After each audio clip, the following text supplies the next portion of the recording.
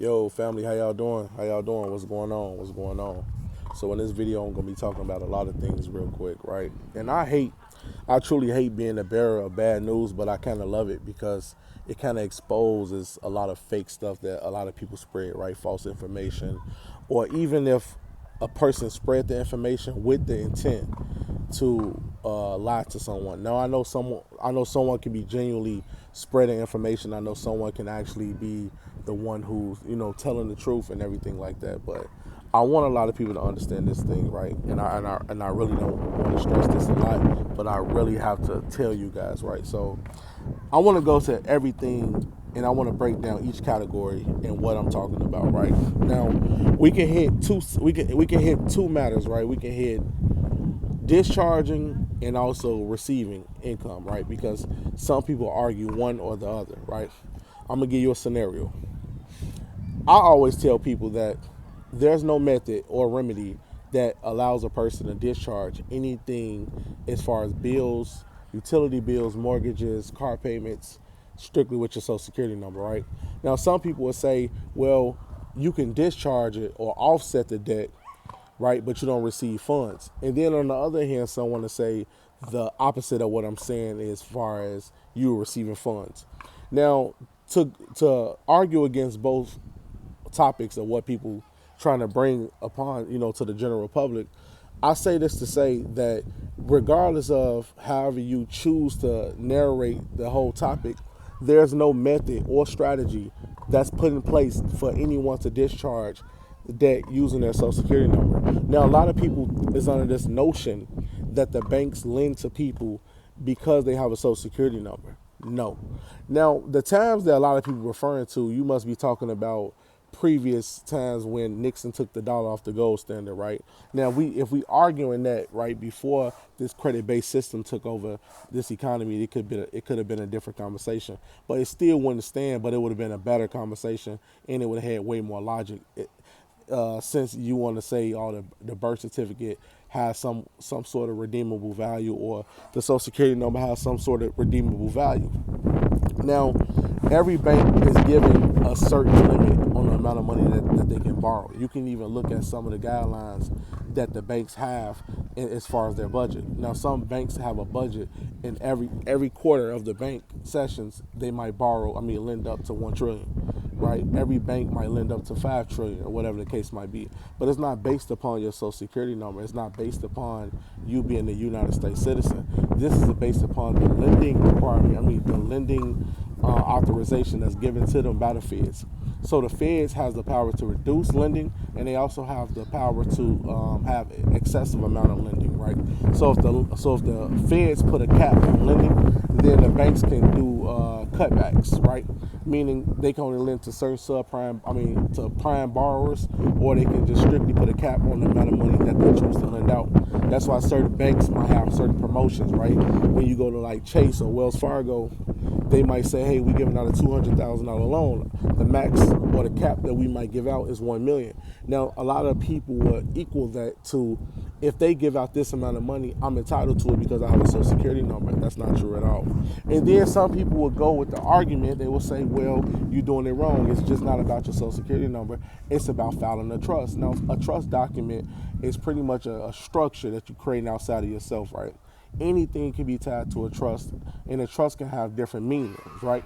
But even if we wanted to use the topic of trust, even if we want to use the topic of accessing a trust, there's no trust that you solely can access that you don't have control over, that is not within the immediate control of you, as far as the funds that you have or the things that you deposit into a trust account, whether that trust will be linked up to a bank account, or that trust will just strictly be only documentation, right? Most of the times people establish their trust solely with documentation. And you also can set up a trust with the bank, but the bank is not giving you no money, like a lot of people is under that notion. You can deposit money into a trust account, and that trust can have its structure. So let's just say if you was the beneficiary, or if you was the trustee, and you might say if you die, you can leave a will, or whatever the case might be, that's assigned to that trust, which is good. Now, people are so foolish that they actually believe that if they establish a trust just off the strength of filing documentation, strictly off the strength of trying to use the trust in order to discharge debt. It has not happened. Now, what's so crazy is, right, and I'm gonna say this again because I'm actually saying it on the video.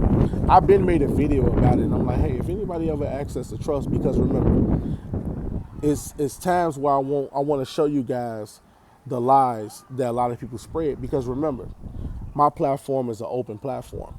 Whether you agree or disagree with the information, it's okay. The only thing that I don't like is a troll who lies and also bring about lies, or bring about information purposely lying with the intent to influence someone else. That's the difference, right? So if you disagree with the information, that's okay. Now, if anybody do disagree with what I'm saying, if anybody do disagree with my approach, you can always contact me at 224-463-1848 with proof, not with your words, not with a conversation, not with a documentation that you filled out, with actual evidentiary proof, right? And no one ever showed proof that they have access to trust. And so then we get to the other topics, 1099A.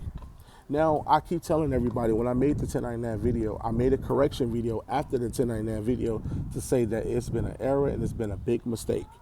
But so many people has fed on that 1099 video, and it's okay. Everybody has to learn. It don't matter what position you at in life as far as learning, because you can be down here, you can be up there. I don't necessarily, how do I want to say? I don't necessarily knock anybody from trying. I don't knock anybody for trying to put in the effort.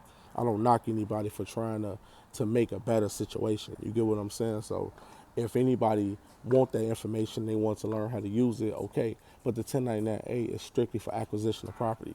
And what acquisition of property is, anytime the dealership, right? Anytime the dealership or any mortgage company purchase a home that exceed over $10,000, they have to file the acquisition of property due to the fact that IRS has a policy that anytime any money that transfers over the amount of $10,000 to buy any tangible assets or goods, it has to be reported, because the IRS is almost like the feds. It's not private anymore, where they try to locate the individual and try to figure out, why did this person spend this amount of money, and this amount of money has to be reported, especially if this amount of money was paid directly to a bank, transferred to a bank, or property was obtained for that amount. You get what I'm saying? So a lot of people ran with the notion that if I file a 1099A, that somewhat give me an edge to get a property, and that's not true. Some people think if you file a 1099A, they think it's somehow you can use that to discharge debt, which is true.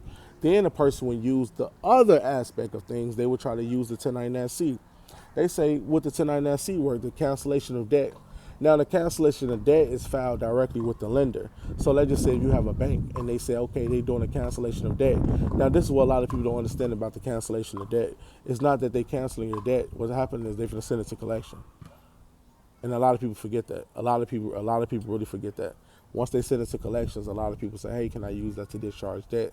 And once again, the 1099C, the cancellation of debt, is not for discharge.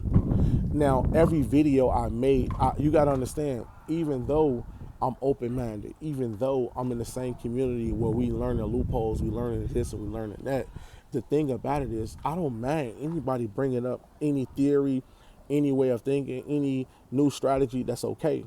No one can show proof. And then when you look through what they're trying to teach, you can just look right through it and you can say it's bullshit.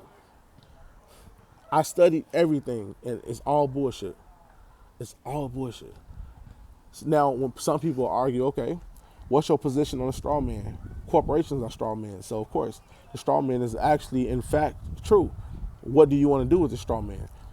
That's the problem. And most people, it goes to a gridlock, because whoever teaching them lying to them, and they are under this assumption that I can get free money, I can get free. And I'm actually going to talk about this on live, because everybody wants something free. Everybody wants something free, but it's not true. Not true at all. But I hope this video is very informative, y'all. I hope you guys watch this video. I hope this video means something to you, because actually it just speaks to a lot of people in the desperation of times that we in. But I hope to catch y'all on the next video. I'm gonna keep dropping because I know a lot of people have been, a lot of people have been asking like, bro, when you dropping more information, and I'm gonna keep you guys updated every single day. Not every day, but very consistently because I know you guys been asking for this information. I'm out. Peace and love.